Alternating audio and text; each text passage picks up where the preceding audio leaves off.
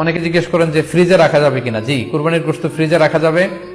ইবনে আব্বাস রাদিয়াল্লাহু তাআলা আনহুর মত অনুযায়ী 3 ভাগ করা উত্তম, তবে এটা আবশ্যক নয়।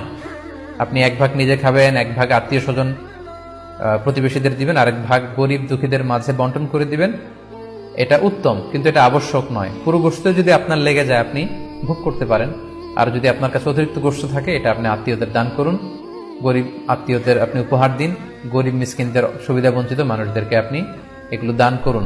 কারণ সূরাতুল হজ্জের 28 নম্বর আয়াতে আল্লাহ তাআলা বলেছেন ফাকুলু মিনহা ওয়া আত'ইমুল বাঈসাল ফাকির, তোমরা কুরবানির এই গোশত নিজেরাও খাও এবং অভাবী লোকদেরকে দাও।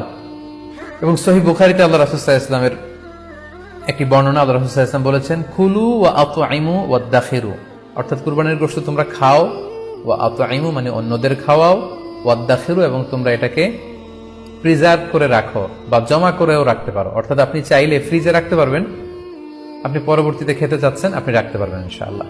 সো উত্তম হচ্ছে 3 ভাগ করে 1 ভাগ নিজে খাওয়া, 1 ভাগ আত্মীয় স্বজনদের প্রতিবেশীদের দেয়া এবং 1 ভাগ অভাবী সুবিধা বঞ্চিত গরিব মিসকিনদের মাঝে বন্টন করে দেয়া। এবং অবশ্যই অবশ্যই যাদের সামর্থ্য আছে আপনারা বেশি বেশি কুরবানি করুন, এবং এই কুরবানির মধ্য দিয়ে আমরা অনেক অনেক প্রান্তিক জনগোষ্ঠী, সুবিধা বঞ্চিত মানুষ, তাদের কাছে আমাদের সহায়তাগুলো পৌঁছে দিতে পারবো।